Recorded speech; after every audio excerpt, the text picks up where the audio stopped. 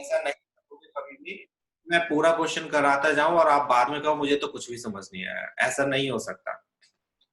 जब आप किसी चीज को कट करोगे तो वो उसका हाफ होगी या नहीं होगी? अगर मैंने बोला है कि वो इक्वल पार्ट्स में डिवाइड कर रहा है, अगर हाइट इसकी एक्स थी, जब मैं इसको यहाँ से कट करूंगा तो एक्स का हाफ क्या होता है? खुद ही बताओ, व्हाट इज एक्स का हाफ?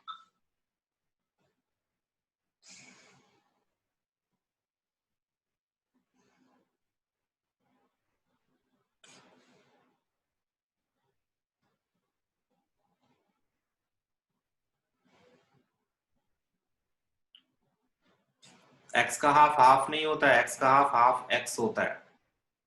हाफ वन का होता है, वन का हाफ वन अपॉन टू होता है, एक्स का half one upon two x होगा। यस। तो उसकी हाइट कितनी, जो क्यूबॉइड बने हैं उसकी हाइट एक्स अपॉन टू हो गई। लेंथ उतनी है जितनी थी, लेंथ से तो नहीं करा कुछ भी, देखो यहाँ से थोड़ी कट करा है, तो लेंथ एक्स थी तो लेंथ एक्स ही रही। और ब्रेथ से भी नहीं हमने कुछ कट किया है कि इसको इधर से ब्रेथ की साइड से कट किया हो, तो ब्रेथ भी एक्स ही रहेगी। तो जो डायमेंशंस होंगी रिजल्टिंग क्यूबॉइड की वो क्या होंगी? लेंथ एक्स, ब्रेथ एक्स और हाइट हाफ एक्स। फिर इसका surface area, total surface area आप कैलकुलेट कर लो। आपको तो आता है सरफेस एरिया कैलकुलेट करना, सिर्फ फॉर्मूला ही तो अप्लाई करना है। इसका टोटल सरफेस एरिया निकाला और जो क्यूब दिया हुआ है उसका टोटल सरफेस एरिया निकाला, दोनों को डिवाइड कर दिया, आंसर आ गया। सिंपल सा क्वेश्चन। क्वेश्चन में सिर्फ और सिर्फ डिफिकल्ट इसकी डायमेंशंस थी, बाकी पूरा क्वेश्चन वही है जैसे आप करते आए हो। सरफेस एरिया कैलकुलेट करना आता है, उसमें भी अगर आपको प्रॉब्लम हो रही है तो बताओ कि आपको सरफेस एरिया कैलकुलेट करना नहीं आता? टोटल सरफेस एरिया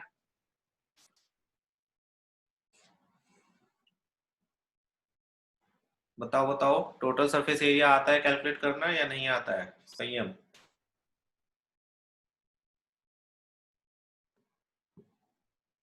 बस तो आपके पास जब डायमेंशंस है तो टोटल सरफेस एरिया कैलकुलेट कर लो, इसकी भी डायमेंशंस है तो इसका भी टोटल सरफेस एरिया कैलकुलेट कर लो।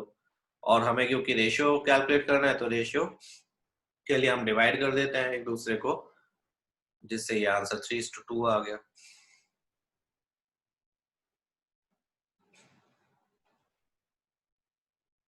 करेक्ट, 3:2 किसी ने दिया था आंसर? नहीं। दोबारा से बताऊं क्या मैं इस क्वेश्चन को? प्लीज एक बार बताओ जल्दी से।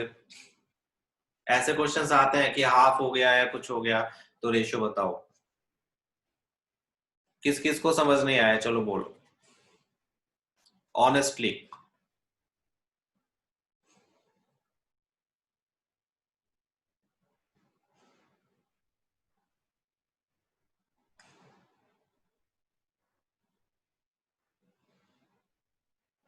देखो, मैं बोर्ड पे बता देता हूँ यहाँ पर।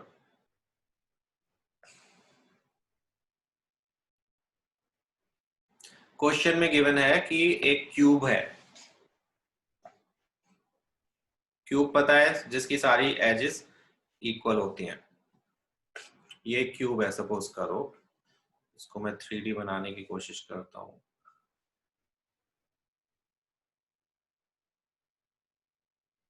ठीक है, नीचे से नहीं कर रहा, ट्रांसपेरेंट नहीं है।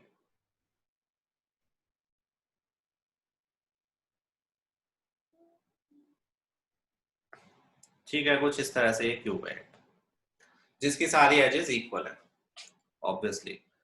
सपोज करा इसकी edges x x x, means length भी एक्स, हाइट भी एक्स और ब्रेथ भी एक्स।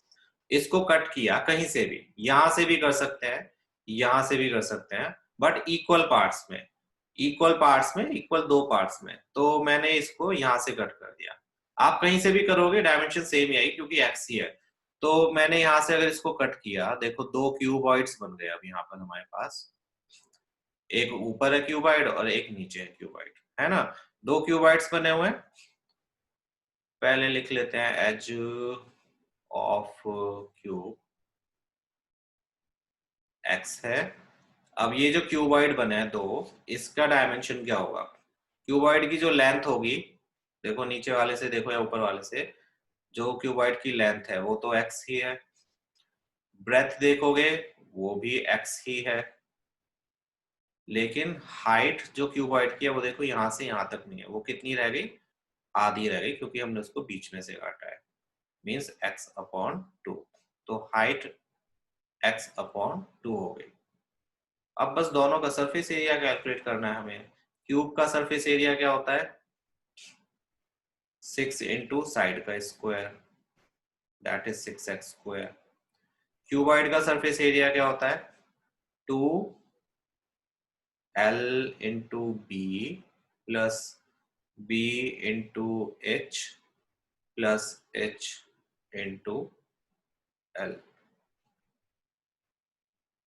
फाइन, इसको सॉल्व करते हैं, x into x x square plus x into x x square over two plus x into x x square over two. इनको जब आप एलसीएम लेके सॉल्व करोगे, जो कि आप खुद कर सकते हो, तो आंसर आएगा 2x स्क्वायर।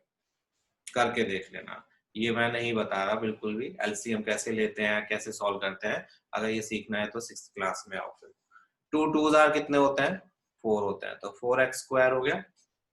तो ये तो सरफेस एरिया है किसका, क्यूबॉइड का, जो फॉर्म हुआ है एक क्यूबॉइड का, ठीक है। हम जब रेशियो बताते हैं तो एक एक फिगर का बताते हैं, दो का कलेक्टिवली नहीं बताते हैं। तो दोनों का सरफेस एरिया का रेशियो क्या होगा, इनिशियली हमें क्यूब दिया था तो क्यूब वाला ऊपर आएगा और क्यूबॉइड वाला डिनोमिनेटर में, एक्स स्क्वायर से एक्स स्क्वायर कैंसिल आउट करोगे 2 से तो 3/2। तो रेशियो क्या हो गया सरफेस एरियाज का, 3:2। वॉल्यूम का रेशियो 2:1 ही होगा, क्योंकि पहले ये पूरा, सपोज करो ये 1 kg का था, है ना, पूरा क्यूब, इसको अगर हम आधा आधा करेंगे तो हाफ हाफ केजी के हो जाएंगे, हाफ हाफ केजी के हो जाएंगे, तो रेशियो क्या आएगा, 2:1 आएगा। 1 kg का हाफ होता है क्योंकि 500 ग्राम।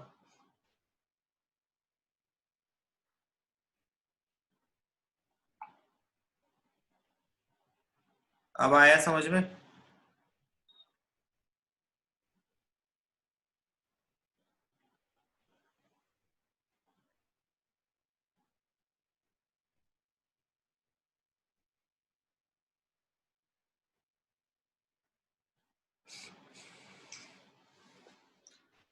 ऐसे क्वेश्चंस बहुत आते हैं कि अगर क्यूब की साइड हाफ कर दी तो बताओ नए वाले का रेशियो क्या होगा या पुराने वाले का रेशियो क्या होगा, कुछ भी पूछ सकते हैं। तो ऐसे क्वेश्चंस के लिए वॉल्यूम का रेशियो देखो 2:1 आएगा। पहले वाले का क्यूब का वॉल्यूम देखो क्या होगा, क्यूब का वॉल्यूम साइड का क्यूब होता है, मींस एक्स का क्यूब हो जाएगा, है ना। और क्यूबॉइड का वॉल्यूम क्या होता है, L into B into H. तो ये हो गया एक्स क्यूब अपॉन टू। जब हम इनको डिवाइड करेंगे, एक्स क्यूब को हम मीन्स इसके वॉल्यूम को डिवाइड करेंगे क्यूबॉइड के वॉल्यूम से, मीन्स एक्स क्यूब अपॉन 2 से, तो डिवीजन के साइन के प्लेस पर क्या आ जाएगा, मल्टीप्लाई का, और ये रेसिप्रोकल हो जाएगा, ये कैंसिल आउट हो गया, तो बचा क्या 2, और डिनोमिनेटर में क्या बचा 1, तो 2:1 का रेशियो, 2:1 संयम। किसी चीज का हाफ करते हैं तो रेशियो 1:2। अगर इनिशियल वाले से रिजल्टिंग का पूछा है तो 2:1 होगा, और रिजल्टिंग वाले से इनिशियल का पूछा है तो 1:2 होगा। हाफ करने में अगर 3 पार्ट्स करे होते इक्वल तो 3:1, 1:3 या 3:1 होता, है ना। तो वॉल्यूम के रेशियो में इतना ज्यादा प्रॉब्लम नहीं होता है, लेकिन ये अनएक्सपेक्टेड होता है, क्योंकि इसमें भी हम ये सोचते हैं आधे आधे करें तो सरफेस एरिया भी आधा हो जाएगा। लेकिन मैंने आपको बताया था जब सरफेस एरिया की बात होती है तो किसी चीज को कट करने पर सरफेस एरिया भी उतना ही हाफ हो जाएगा या डबल हो जाएगा, ऐसा नहीं होता है। दैट टोटली डिपेंड्स कि उसको किस तरह से कट किया गया है। यहाँ पर 3:2 का रेशियो आया इसी वजह से, वरना ये भी 2:1 का आ जाता अगर ऐसी बात होती, हाफ करने पर हाफ हो जाता है। तो ध्यान रखना है इस चीज का। चलो क्वेश्चंस करते हैं अब।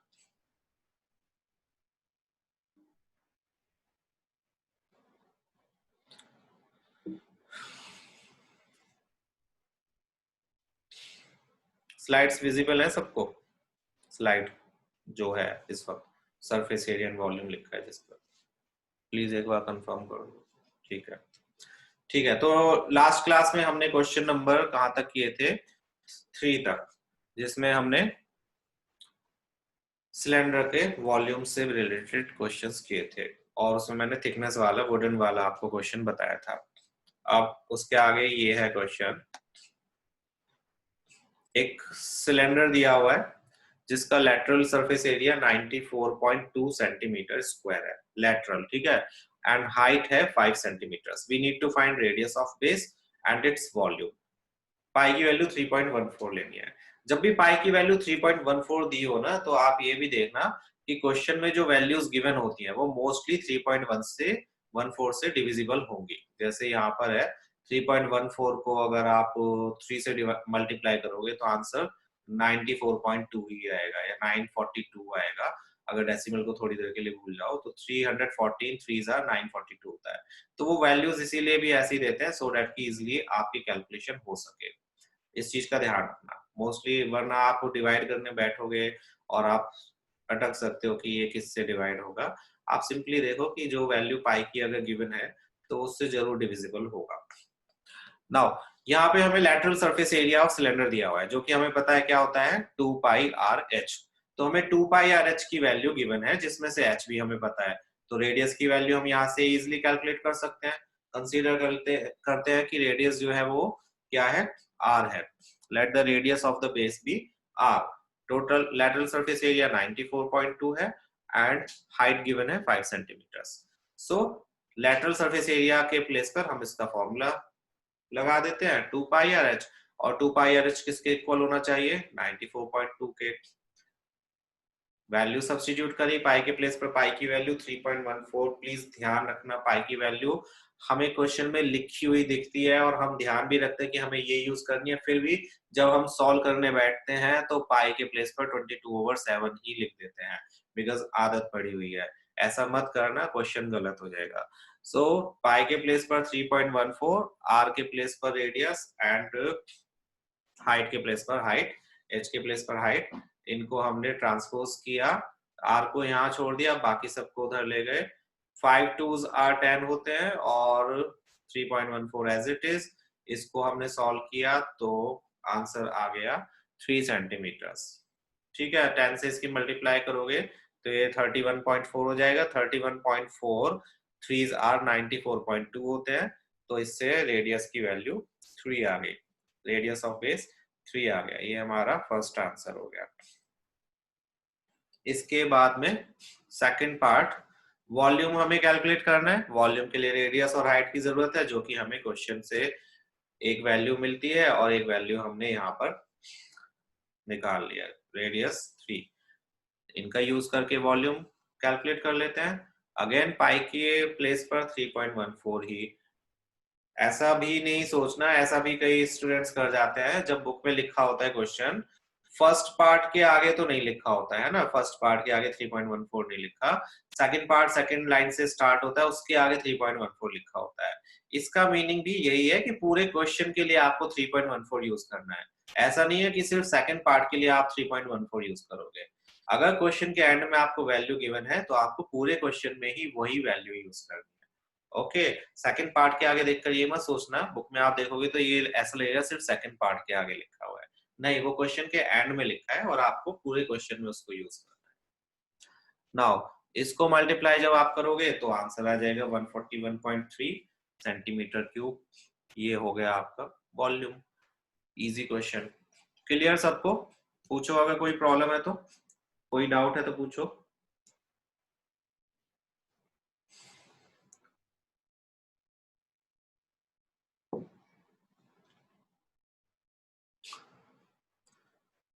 कृपया बताइए, क्या आपको समझ आ चुका है यह प्रश्न का जवाब?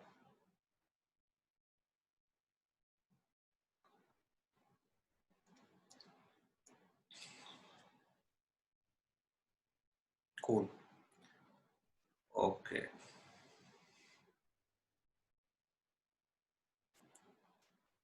उसके बाद ये क्वेश्चन, ये इंपॉर्टेंट क्वेश्चन है थोड़ा सा, नॉट ज्यादा।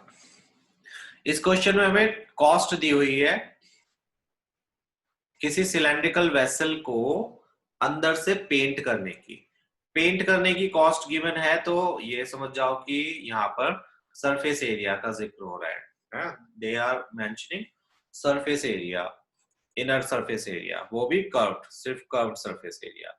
उन्होंने बोला कर्व सरफेस को पेंट कराने की जो कॉस्ट है वो 2200 रुपीज है। ये रुपीज है प्लीज, ये एरिया नहीं है ना। इस रुपीज को हम एरिया में कन्वर्ट करेंगे। साथ में कॉस्ट पर यूनिट उन्होंने दी हुई है, पर मीटर स्क्वायर की कॉस्ट ₹20 थी। तो बताओ इनर कर्व सरफेस एरिया क्या होगा वेसल का, रेडियस ऑफ द बेस क्या होगी and capacity of the vessel क्या होगी। तो पहले हम inner curve surface area calculate करते हैं। इनर कर्व सरफेस एरिया के लिए हम पहले ये सोचते हैं कि अगर हमको पेंट करना होता सिलेंडर को, कर्व सरफेस एरिया को, तो हम उसकी कॉस्ट कैसे कैलकुलेट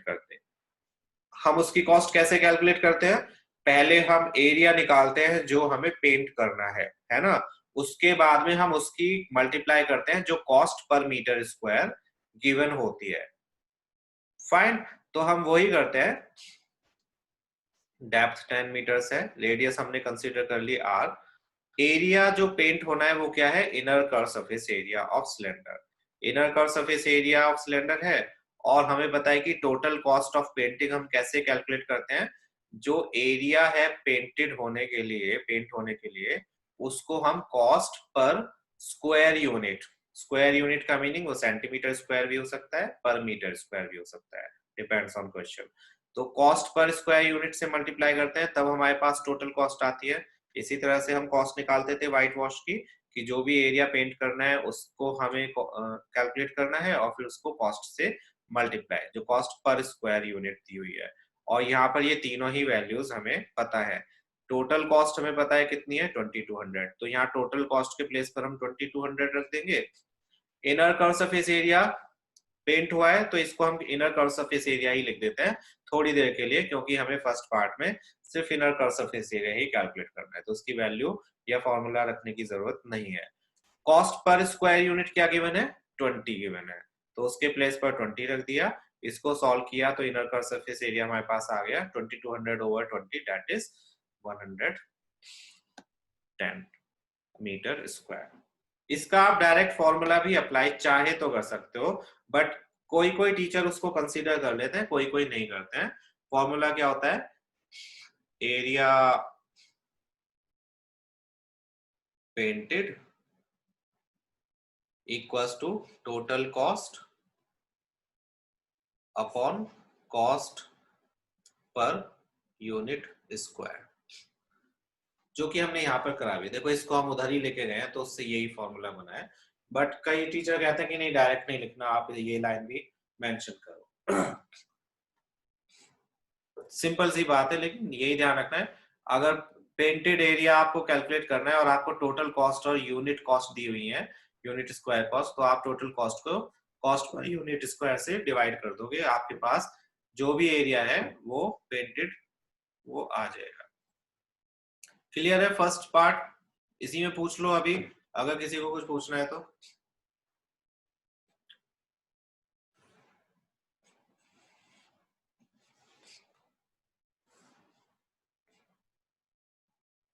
इजी था, कोई मुश्किल नहीं थी इसमें। ठीक है, तो मैं सेकंड पार्ट पर मूव कर रहा हूं। अब हमारे पास इनर कर्व सरफेस एरिया है 110 मीटर स्क्वायर। इसकी हेल्प से हम रेडियस कैलकुलेट करेंगे, क्योंकि इनर कर्व सरफेस एरिया का भी फॉर्मूला होता है, क्या होता है, 2πr(h) सिलेंडर का है क्योंकि, तो 2πr(h) के इक्वल इसको रखेंगे जिसमें से हमें h की वैल्यू पता है, कितनी डेप्थ है, 10 मीटर है, तो उससे रेडियस आ जाएगी। Let's do that. Inner curve surface area 110 है, इसको हमने रखा इक्वल और यहाँ पर पुट कर दिया इनर कर्व सरफेस एरिया या कर्व सरफेस एरिया का फॉर्मूला, दैट इज 2πr(h). पाई के प्लेस पर पाई की वैल्यू 22/7, क्वेश्चन में मेंशन नहीं है क्योंकि, r के प्लेस पर r, h के प्लेस पर 10। इसको सॉल्व किया तो रेडियस आ गई कितनी, 7/4, दैट इज 1.75 मीटर्स। तो ये हो गई रेडियस ऑफ बेस। क्लियर? ये भी प्लीज पार्ट बाय पार्ट ही आप पूछते जाओ, अगर किसी को भी डाउट हुआ है इसमें है तो पूछ लो अभी। वैसे कुछ मुश्किल है नहीं इस क्वेश्चन में स्टिल। थर्ड पार्ट में हमें वॉल्यूम के लिए आपको पता है पाई आर स्क्वायर एच, उसमें हमें कर्व सरफेस एरिया वगैरह का कुछ नहीं देखना। Capacity of vessel pi R square H, pi की वैल्यू हमें पता है, आर की वैल्यू भी पता है और एच की वैल्यू भी पता है। पुट कर ही यहाँ पर आप चाहो तो 7/4 लिख सकते थे, थोड़ी इजी हो जाती कैलकुलेशन, बट मैंने क्योंकि ऑब्वियसली स्लाइड पे कर रहा हूँ तो मैं कैसे भी कर सकता हूँ, आप अपने हिसाब से कैलकुलेशन कर सकते हो। ठीक है, डेसिमल में करो या इसको अपॉन में 100 लगा के करो, कैसे भी कर सकते हो कैलकुलेशन, आंसर सेम ही आएगा। तो 96.25 मीटर क्यूब क्या हो गई इसकी कैपेसिटी। इसको अगर आप लीटर्स में कन्वर्ट करोगे, देखो ये ध्यान रखना किलो लीटर्स क्या होता है। किलो लीटर्स का मीनिंग होता है 1 किलो में कितने ग्राम होते हैं आपको पता होगा। किलोग्राम या किलो लीटर्स को अगर हम यूनिट में कन्वर्ट करते हैं, किलो का मीनिंग होता है 1000, है ना। अगर आप इसको लीटर्स में कन्वर्ट करोगे, कैपेसिटी पूछी है क्योंकि उसने, तो कैपेसिटी में आप वॉल्यूम भी लिख के आ सकते हो और लीटर्स में भी लिख कर आ सकते हो। वैसे मैं तो ये प्रेफर करता हूँ, रेकमेंड भी करूंगा कि जब कैपेसिटी वर्ड यूज हो रहा हो तो आप उसको लीटर्स में कन्वर्ट करके आओ। अगर सिर्फ वॉल्यूम पूछा है तो आप वॉल्यूम लिख कर आओ। स्टिल अगर वॉल्यूम भी लिखाओगे खाली, उन्होंने सिर्फ कैपेसिटी लिखा हो, ये नहीं लिखा कि लीटर्स में बताओ या मीटर क्यूब में बताओ, तो आपका ये आंसर भी सही है और ये आंसर भी करेक्ट है।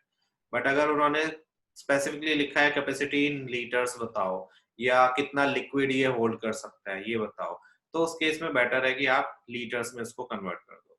आपको होता है मीटर क्यूब से लीटर्स में कन्वर्ट करने के लिए आपको किससे मल्टीप्लाई करनी होती है, 1000 से, है ना। और वही बता रहा हूँ, जस्ट देखो 1000 से मल्टीप्लाई करते हो आप मीटर क्यूब से लीटर्स में कन्वर्ट करने के लिए, और 1000 litre, 1 kilo litre equals to 1000 litres होता है।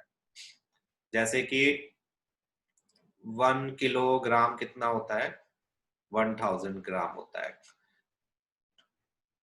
20 के 2k+1, 2k20 लिखते हैं, 2k+1 ऐसे लिखते हैं जो हमारे ईयर होते थे पहले।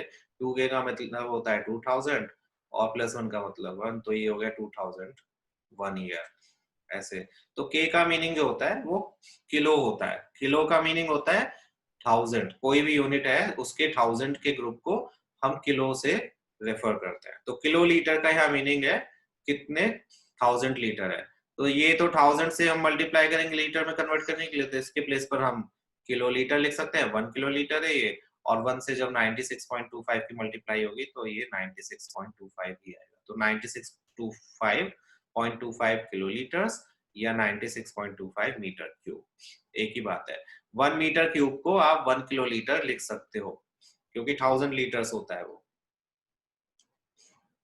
ठीक है, 1000 लीटर्स का मतलब 1 किलो लीटर, और 1 मीटर क्यूब में 1000 लीटर्स होते हैं, तो हम 1 मीटर क्यूब को 1 किलो लीटर भी लिख सकते हैं। तो इसीलिए हमने 96.25 मीटर क्यूब को 96.25 किलो लीटर लिखा।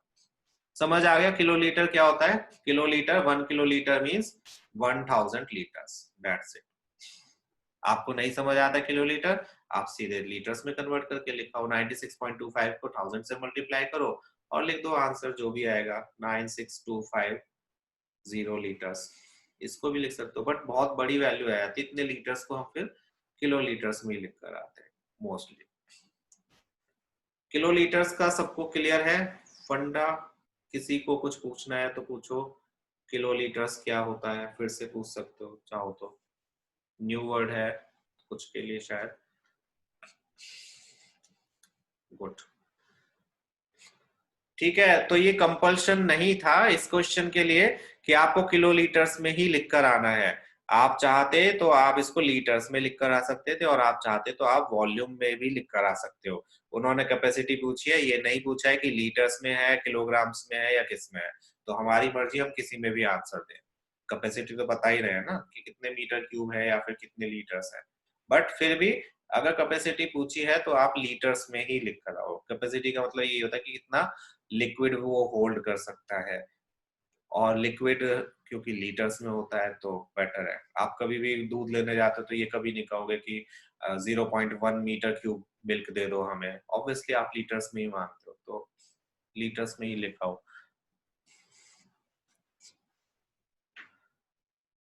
चलो गुड, सबको क्लियर हो गया तो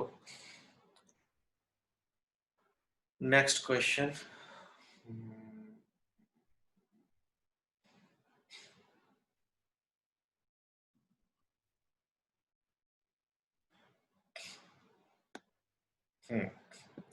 अगेन कैपेसिटी वाला क्वेश्चन। इस बार उन्होंने कैपेसिटी दी हुई है और हाइट दी हुई है वेसल की।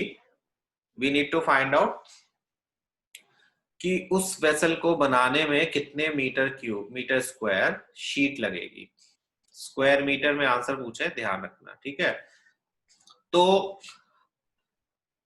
ऑब्वियसली हमें सरफेस एरिया कैलकुलेट करना होगा जब शीट की बात होती है, और यहाँ भी उन्होंने बोला है कितने स्क्वायर मीटर। जब स्क्वायर मीटर या स्क्वायर यूनिट की बात हो तो समझ लो सरफेस एरिया की बात हो रही है। तो सरफेस एरिया कैलकुलेट करने के लिए हमें सिलेंडर की हाइट और रेडियस चाहिए। हाइट हमारे पास है, रेडियस के लिए हमें क्या करना होगा, कैपेसिटी का यूज करना होगा, मींस वॉल्यूम को पहले देखना होगा कि इसका वॉल्यूम कितना है। लीटर्स में वॉल्यूम को कन्वर्ट करने के लिए, वॉल्यूम में कन्वर्ट करने के लिए लीटर्स को हम क्या करेंगे, 15.4 लीटर्स है, तो इसमें कितने मीटर क्यूब या सेंटीमीटर क्यूब, चलो सेंटीमीटर क्यूब कितना वॉल्यूम होगा इसका, कोई बता सकता है? आपने वॉल्यूम से लीटर्स में तो कन्वर्ट किया है, लीटर्स से वॉल्यूम में कैसे कन्वर्ट करोगे, उसका आप रिवर्स करोगे। आप लीटर्स में कन्वर्ट करने के लिए, वॉल्यूम अगर सेंटीमीटर क्यूब में होता है तो लीटर्स में कन्वर्ट करने के लिए आप 1000 से मल्टीप्लाई करते हो। अगर आपको लीटर्स को सेंटीमीटर क्यूब यानी कि वॉल्यूम में कन्वर्ट करना है तो आप 1000 से क्या करोगे, क्या करोगे,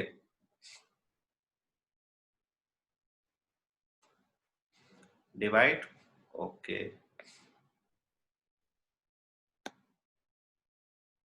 ठीक है, थोड़ी कैलकुलेशन इजी करने के लिए हमने पहले 1 मीटर को 100 सेंटीमीटर्स लिख लिया, थोड़ी सी इजी करने के लिए, वो अभी पता चल जाएगा कैसी इजी होगी।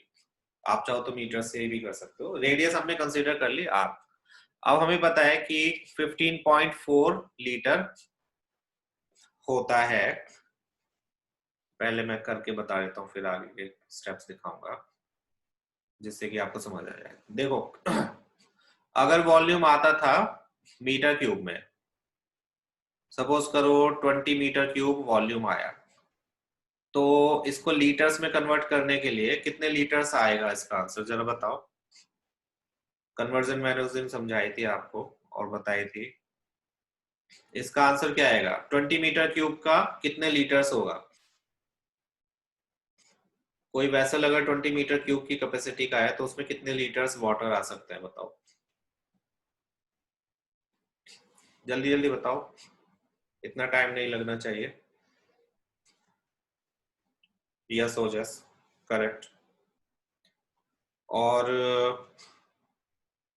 अगर 20 सेंटीमीटर क्यूब है तो कितने लीटर्स होगा।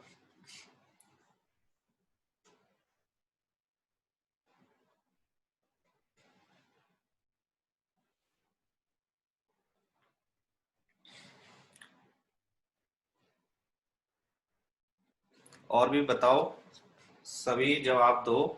20 मीटर क्यूब में कितने लीटर्स होते हैं, इतने दिन से करते आ रहे हो, वॉल्यूम के क्वेश्चंस क्यूबॉइड वाले में भी करा था। अक्षत नहीं, तुम 100 से मल्टीप्लाई कर रहे हो, केयरफुली करो, you are missing 10। 1 metre cube में 1000 लीटर्स होते हैं, तो 20 मीटर क्यूब में कितने 1000 लीटर्स होंगे। अब बताओ सभी, मूक दर्शक बनकर नहीं बैठो, मूक मतलब जो कुछ बोलते सुनते नहीं है, बस बैठे रहते हैं। यस अक्षत, यस सही है। और नीचे वाले का भी आंसर बताओ, 20 सेंटीमीटर क्यूब का। जो नहीं बोल रहे हैं वो फिर ध्यान से देख लो, इसका मतलब आपको कुछ नहीं आता और आपने पिछले क्लासेस में कुछ नहीं समझा। कन्वर्जन अगर नहीं समझ में आया तो पहले बताना चाहिए था, इतने दिन से लीटर्स वाले क्वेश्चंस कर रहे हैं हमने और आपने से किसी ने एक बार भी नहीं पूछा। नो, जैसे ऐसा कैसे हो सकता है? मीटर क्यूब का जो वेसल है ऑब्वियसली वो बड़ा होगा सेंटीमीटर क्यूब से, उसमें कम आ रहा है और इसमें ज्यादा आ रहा है, हाउ इज इट पॉसिबल? इसकी यूनिट मीटर है जो कि बड़ी होती है सेंटीमीटर से, तो इस वाले में इससे ज्यादा वाटर कैसे आ सकता है? इसकी कैपेसिटी इससे ज्यादा नहीं हो सकती। 1 मीटर क्यूब को लीटर्स में कन्वर्ट करना है तो 1000 से मल्टीप्लाई करते हैं। 1 metre cube equals to 1000 litres, तो 20 मीटर क्यूब कितना हो जाएगा? 20 into 1000, that is 20,000 litres. Fine. और सेंटीमीटर क्यूब, अगर 1 सेंटीमीटर क्यूब है, इसको लीटर्स में कन्वर्ट करना है तो 1000 से डिवाइड करते हैं या 1/1000 से मल्टीप्लाई। याद है, बताया था। सेंटीमीटर क्यूब है तो 1000 से डिवाइड करो, मीटर क्यूब है तो 1000 से मल्टीप्लाई करो। तो इसको अगर लीटर्स में कन्वर्ट करना है तो इसको हम क्या करेंगे? 1000 से डिवाइड करेंगे, तब हमारे पास आंसर आएगा। ठीक है। लेकिन अगर इसका उल्टा करना है हमें, तो लीटर से सेंटीमीटर क्यूब में कन्वर्ट करने के लिए हम क्या करेंगे? 1000 से मल्टीप्लाई करेंगे। 1, यहाँ पर क्या था? हाँ, 15.4 लीटर्स। अब मैं करके बताता हूँ फिर और समझ आएगा। 15.4 लीटर्स है, तो इसको अगर हमें सेंटीमीटर क्यूब में कन्वर्ट करना है तो हम 1000 से मल्टीप्लाई करेंगे, क्योंकि सेंटीमीटर क्यूब से लीटर्स में करने के लिए हम 1000 से डिवाइड करते हैं। अगर उसका रिवर्स प्रोसेस करना है आपको तो आपको 1000 से मल्टीप्लाई करना होगा। फाइन।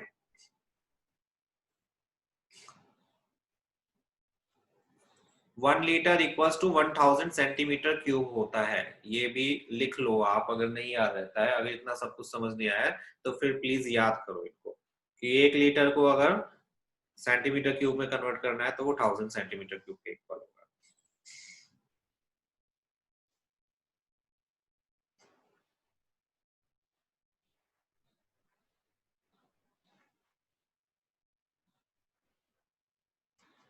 समझो, समझ आया या नहीं बताओ?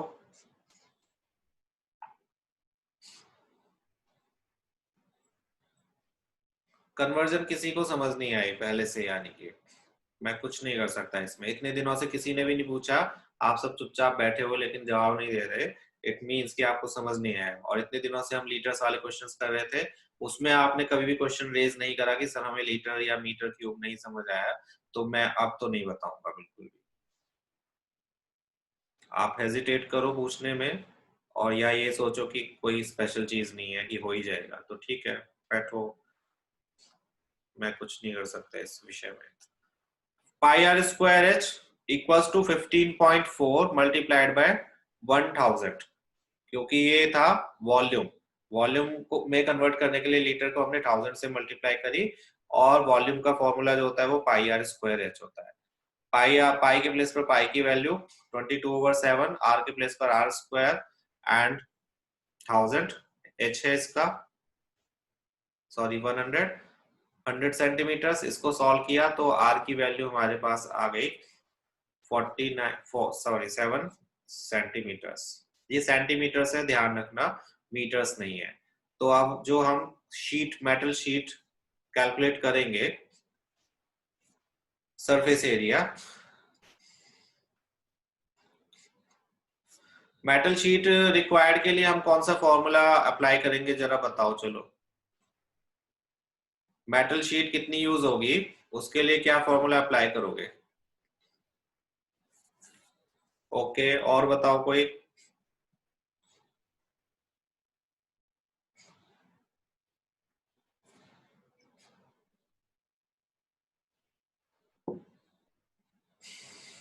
ओके, संयम।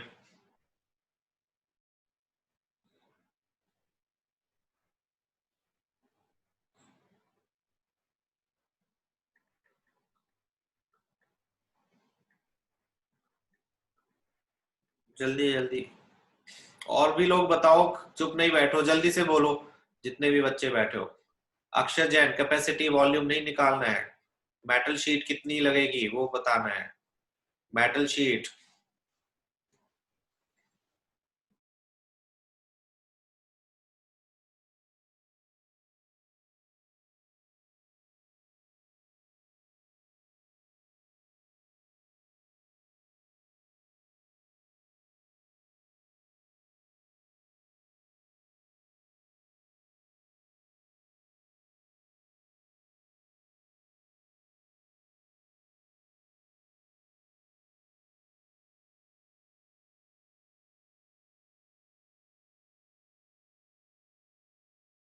निकिता, एरिया तो होगा, लेकिन कौन सा एरिया होगा? Which area? Should be total surface area और curve surface area.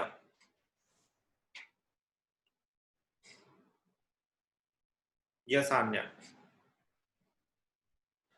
One side क्यों माइनस करोगे निकिता? टोटल सरफेस एरिया में से वन साइड क्यों माइनस करोगे? यस तनिषा। वन साइड हम तब माइनस करते हैं जब क्वेश्चन में लिखा हो ओपन है वो कहीं से, और यहाँ पर क्लियरली लिखा है क्लोज्ड सिलेंडर है। क्लोज्ड मींस सभी साइड से वो क्लोज्ड है, that means total surface area. Yes, तो क्वेश्चन ध्यान से पढ़ना है। अक्षत, जब भी शीट्स रिक्वायर्ड, अभी मैंने बताया था, यहाँ पर देखो क्वेश्चन में लिखा है how many square metres. Square metres है तो वो वॉल्यूम से तो उसका कुछ लेना देना है ही नहीं। स्क्वायर मीटर्स में वॉल्यूम का कुछ भी लेना देना नहीं होता है। स्क्वायर मीटर्स में क्या होता है? एरिया होता है। तो यहाँ पर हमें एरिया कैलकुलेट करना है, और एरिया कैसा कैलकुलेट करना है? क्योंकि क्लोज्ड सिलेंडर है तो हम जो शीट लगाएंगे वो सारे फेसेस पर लगाएंगे, मींस वो सभी साइड से बंद होगा, that means total surface area. तो total surface area of cylinder का हम यूज करेंगे। टोटल सरफेस एरिया क्या होता है? 2 pi R bracket R plus H. Value substitute करनी, हमारे पास आर भी है, एच भी है, और पाई की वैल्यू भी है। तो ये आंसर आ गया 4708 सेंटीमीटर स्क्वायर। लेकिन क्वेश्चन में पूछा है हाउ मेनी स्क्वायर मीटर्स, तो हमें इसको मीटर्स में कन्वर्ट करना होगा। मीटर्स में कन्वर्ट करने के लिए हम इसको क्या करेंगे बताओ, चलो ये भी बताओ। What should we do to convert it in metre squares? Metre square में कन्वर्ट करने के लिए हम इसको क्या करेंगे? आंसर नहीं बताना है मुझे, ये बताओ कि क्या करेंगे।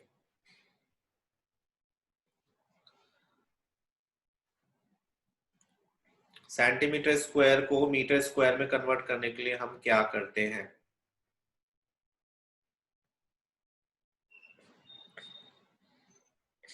Yes Saloni, correct.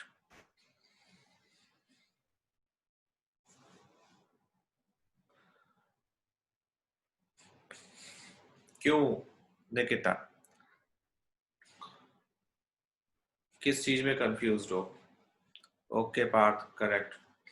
No Akshat. Yes Ojas. Yes Aanya. No Tanisha. छोटी यूनिट से जब हम बड़ी यूनिट में कन्वर्ट करते हैं तो कभी भी मल्टीप्लाई नहीं करते हैं। यस अक्षत।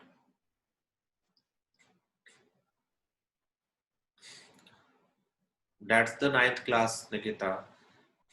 अभी तो ये सिर्फ दो ही चीजें वो ही है मिक्सअप, अभी आगे जाके और भी चीजें, अभी ये इसमें फिगर्स भी मिक्सअप कर देंगे कि एक वेसल बना हुआ है किससे मिल मिल के, हेमिस्फेयर और सिलेंडर दोनों से मिलके, इस तरह का।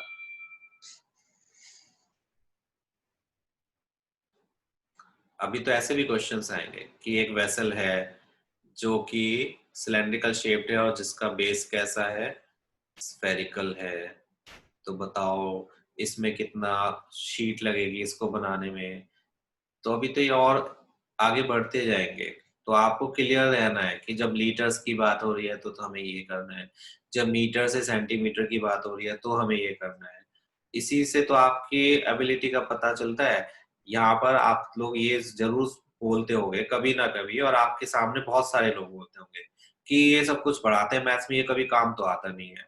एक्चुअली में जो भी आपके एग्जाम्स होते हैं वो काम आने के लिए नहीं होते हैं, वो एग्जाम्स आपकी थिंकिंग प्रोसेस को, कि आप में थिंकिंग एबिलिटी कितनी डेवलप हो चुकी है, आप में रिमेम्बरिंग पावर कितनी डेवलप हो चुकी है, आपकी अंडरस्टैंडिंग पावर कितनी डेवलप हो चुकी है, उसको इवेलुएट करने के लिए लिए जाते हैं। ये सब चीजें आपके रियल लाइफ में यूज आए या ना आए, कुछ आती भी है कुछ नहीं भी आती हैं, स्पेशली मैथ्स में। साइंस का तो ऑब्वियसली सभी कुछ यूजफुल है, लेकिन मैथ्स में सब कहते हैं कि ये ट्रिग्नोमेट्री कहाँ यूज आएगी, ये सब चीजें कहाँ यूज आएंगी। ये एक्चुअली में यूज करने के लिए नहीं है, ये आपकी एबिलिटी को ही देखने के लिए है। और यहाँ पर इन क्वेश्चंस में जैसे आपको कंफ्यूजन हो रहा है, उसी चीज को आपको इम्प्रूव करना है। इट शोज कि आप में ये थोड़ी सी अभी पावर कम है, तो आपको इसको कैसे इम्प्रूव करना है। फाइन। तो इसको इम्प्रूव करने के लिए ये है कि आप एक एक चीज को ऑब्जर्व करना स्टार्ट करो, पूरे क्वेश्चन को एक साथ मत देखो, आप एक एक क्वेश्चन को देखो। कि पहले हमारे पास लीटर्स था, लीटर्स से हमें वॉल्यूम कन्वर्ट करना है, क्योंकि हम वॉल्यूम से ही डायमेंशंस कैलकुलेट कर सकते हैं, लीटर से हम डायरेक्ट डायमेंशंस कैलकुलेट नहीं कर सकते। तो उसके लिए लीटर्स है तो उसका सरफेस एरिया से कुछ भी लेना देना नहीं है, लीटर्स है तो उसका वॉल्यूम से लेना देना है। तो आप पहले वॉल्यूम को उससे कैलकुलेट करोगे, उसके बाद में वॉल्यूम से आपको क्या चाहिए, आपको रेडियस की जरूरत है, क्योंकि जो मेटल शीट बनानी चाहिए उसके लिए आपको एरिया कैलकुलेट करना है, और एरिया कैलकुलेट करने के लिए आपको हाइट और रेडियस इन दोनों की जरूरत है। हाइट क्वेश्चन में गिवन है लेकिन रेडियस गिवन नहीं है, तो रेडियस आप वॉल्यूम से कैलकुलेट करोगे। वॉल्यूम से रेडियस कैलकुलेट करने के बाद में आपका आंसर मीटर क्यूब में भी, मीटर में भी आ सकता है, सेंटीमीटर में भी आ सकता है। अगर आपने स्टार्टिंग से मीटर में ली होती ये सारी वैल्यूज, तो आपको यहाँ पर इसको कन्वर्ट करने की जरूरत नहीं पड़ती। अगर आपने सेंटीमीटर में ली है तो सेंटीमीटर में आंसर आ गया। फिर उसके बाद में आपको सिर्फ ये देखना है कि सेंटीमीटर से मीटर में कन्वर्ट करने के लिए क्या करना होता है, सिर्फ इस पर ध्यान दो, फिर लीटर वगैरह सब भूल जाओ क्योंकि वो पार्ट ओवर हो चुका है। तो इसको सेंटीमीटर स्क्वायर है, अगर कन्वर्जन में गड़बड़ आपको लगती है, आई होप इतना तो याद होगा कि 1 सेंटीमीटर में कितने मीटर्स होते हैं। 1 सेंटीमीटर में कितने मीटर्स होते हैं, चलो बताओ। 1 सेंटीमीटर्स इक्वल्स टू कितने metres?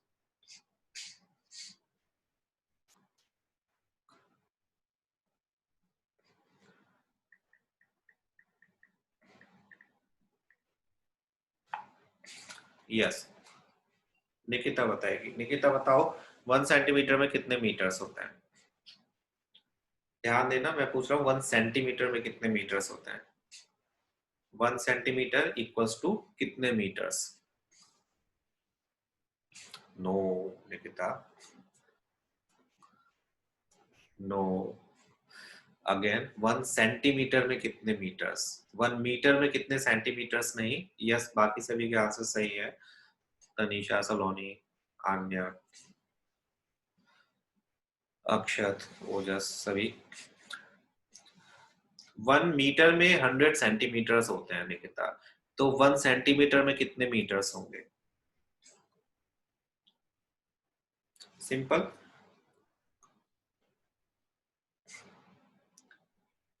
1 metre equals to 100 centimetres, correct. दोनों साइड्स को 100 से डिवाइड कर दिया, सो डैट कि हमें 1 सेंटीमीटर का पता चल सके। तो 100 से 100 कैंसिल होके 1 आया, 1 सेंटीमीटर, और ये हो गया 1/100 मीटर्स। डैट मीन्स अगर आपको सेंटीमीटर से मीटर में कन्वर्ट करना है तो 100 से क्या करना होगा, डिवाइड करना होगा। लेकिन यहाँ पर सेंटीमीटर स्क्वायर है, सेंटीमीटर स्क्वायर है, इसका मीनिंग हमें 2 बार 100 से डिवाइड करना होगा। 4708 सेंटीमीटर स्क्वायर का meaning centimetre multiplied by centimetre. अब इस सेंटीमीटर को मीटर में कन्वर्ट करने के लिए 100 से डिवाइड करोगे, और इस सेंटीमीटर को भी मीटर में कन्वर्ट करने के लिए 100 से डिवाइड करोगे। तो 100 से 100 ये मल्टीप्लाई होकर 10,000 हो गए, इसको जब डिवाइड करोगे तो आंसर आएगा 0.4708 मीटर स्क्वायर। कन्वर्जन में अगर तुम्हें प्रॉब्लम लगती है तो क्वेश्चंस इस टाइप के करो और उसमें खुद से कन्वर्ट कर करके देखो। पहले एक बार याद कर लो सभी, और उसके बाद में okay, I would like to know तुम्हारे मार्क्स जो भी आए मुझे भेजना। फाइन। एंड इन चीजों में अगर हेल्प चाहिए तो इसकी सिर्फ यही हेल्प है। देखो ये आपको, आई एम श्योर ये यूनिट्स आपको याद तो है, कंफ्यूजन हो सकता है लेकिन याद जरूर होंगे कि 1 मीटर में 100 सेंटीमीटर होते हैं, डेसीमीटर, डेकामीटर, ये सब। तो इनका सिर्फ सॉल्यूशन ये होता है कि आप ऐसे बहुत सारे क्वेश्चंस करो जिसमें ये यूनिट्स इन्वॉल्व हो, जिसमें कन्वर्जन इन्वॉल्व हो। इजी क्वेश्चन ऑब्वियसली सभी कर सकते हैं। ओके, सही है। फाइन। तो इजी क्वेश्चंस भी करो, उनसे आपकी कैलकुलेशन बहुत जल्दी जल्दी करने की पावर आएगी, उनमें से आपको कॉन्फिडेंस आएगा। और जो ऐसे मुश्किल क्वेश्चंस है जिसमें कॉम्बिनेशन है बहुत सारी चीजों का, कन्वर्जन्स है, इनसे आपकी एबिलिटी अंडरस्टैंडिंग की जो है, किसी चीज को कैसे सॉल्व करना है, कैसे कन्वर्ट करना है, वो आपकी इंप्रूव होगी। और वो करना जरूरी भी है। ये जो भी आपका 9th में चल रहा है, जितना भी आपके ऊपर प्रेशर डाला हुआ है, ये सभी 10th को लेकर है। 10th अगर आपने ये सब कुछ कवर अप कर लिया, 10th क्लास आपके लिए बहुत इजी हो जाएगी। आपको खुद ही पता चल जाएगा कि हाँ 10th बहुत इजी है, 9th मुश्किल थी। और 9th इसीलिए मुश्किल है क्योंकि ये बेस है आपका 10th क्लास के लिए। इसमें आप अपने डाउट्स क्लियर करो। मैं मार्क्स जो 9th के होते हैं, ऑब्वियसली मार्क्स मैटर करते हैं और अच्छे आने चाहिए, लेकिन 9th के मार्क्स आपके जो भी पावर है, जो भी आपने सीखा है, उसको शो कराते हैं, जिससे आपको पता चलता है कि आपको किस किस जगह पर इम्प्रूवमेंट करना है, सो डैट की 10th क्लास में प्रॉब्लम ना आए। तो उस पार्ट को आप अपने इम्प्रूव करो, उसमें अपने आप को स्ट्रॉन्ग करो। एंड आई थिंक कि उससे आपका सारा जो भी सिलेबस है, उसमें जितनी भी डाउट्स हैं, जितनी भी प्रॉब्लम्स हैं, वो कवर अप हो जाएंगी। पहले एनसीईआरटी के क्वेश्चन, बट फॉर श्योर आपको करने होंगे सभी को। एनसीईआरटी के सभी क्वेश्चंस विद एग्जांपल्स प्लीज सभी कर लो। जो भी हम एक्सरसाइजेस कर रहे हैं, उससे पहले जो एग्जांपल्स दिए हुए हैं, उसमें से आप लोग पता नहीं करते हो या नहीं करते हो, क्योंकि मुझे आज तक सिर्फ सलोनी ने एक क्वेश्चन पूछा था जो मैंने आज तक बताया भी नहीं, मैं भूल गया उसको। सलोनी, सॉरी, मैं अब याद आया, मैं बताऊंगा। सिर्फ सलोनी ने मुझसे आज तक एक एग्जांपल पूछा, और बाकी किसी ने एग्जांपल्स में से मुझसे क्वेश्चंस नहीं पूछे, इस चैप्टर में से हो या फिर पिछले चैप्टर्स में से हो। प्लीज एग्जांपल्स भी करो, क्योंकि एग्जांपल्स भी इम्पॉर्टेंट है, और एग्जाम्पल्स ही इम्पॉर्टेंट है। मोस्टली टीचर्स क्या करते हैं, एग्जाम्पल्स में से ही क्वेश्चंस दे देते हैं। वो एक्सरसाइजेज में सोने पता है कि बच्चों ने किया हुआ है, और वो एग्जाम्पल्स को इग्नोर कर देते हैं। तो मोस्टली एग्जाम्पल्स में से ही क्वेश्चंस उठा कर दे देते हैं। अगर आप चाहते हो कि मैं कराऊं कवर अप, तो मैं एग्जाम्पल्स भी इंक्लूड करने स्टार्ट कर दूंगा यहाँ पर। बट आई वाज थिंकिंग कि आपके पास एग्जाम्पल्स हैं, एक्सरसाइजेस के सॉल्यूशंस नहीं होते हैं, एग्जाम्पल्स आपके पास होते हैं, तो आप उसको सॉल्व करने की कोशिश खुद करो। बट अगर आप चाहते हो मैं एग्जाम्पल्स भी करूँ, तो आप मेरे को फीडबैक दे सकते हो, तो मैं एग्जाम्पल्स भी इंक्लूड कर सकता हूँ। एग्जाम्पल्स एक्चुअली मैं इनके तो कराऊंगा चैप्टर्स के, जो 6 चैप्टर है, 7th चैप्टर है, 8th चैप्टर है, 9th तो शायद हट गया है, 9th हटा या 8th हटा है, कोई सा एक। तो ओके, श्योर। तो एग्जांपल्स में ज्योमेट्री वाले तो सारे कराऊंगा। जो इन वाले चैप्टर्स के हैं, जो अलजेब्रा से रिलेटेड है, मेंसुरेशन से रिलेटेड है, इनके जो इंपॉर्टेंट एग्जांपल्स हैं वो मैं इंक्लूड कर दूंगा। 9th क्या अक्षत, विच 9th चैप्टर हटा है? ओके, हाँ 9th चैप्टर एरियाज वाला है ना, आई थिंक। चलो, तो आज की क्लास इतनी, लेक्चर में ज्यादा टाइम निकल गया, कोई बात नहीं, ये भी होना चाहिए कभी कभी। टेस्ट के मार्क्स मैं पब्लिश करूंगा प्रॉब्ली कल इवनिंग को या फिर संडे मॉर्निंग को। एंड और भी कुछ बोलना था मुझे, और क्या बोलना है, ठीक है, कुछ बोलना होगा मैं अनाउंस कर दूंगा ग्रुप पर, जा सकते हो आप सभी लोग।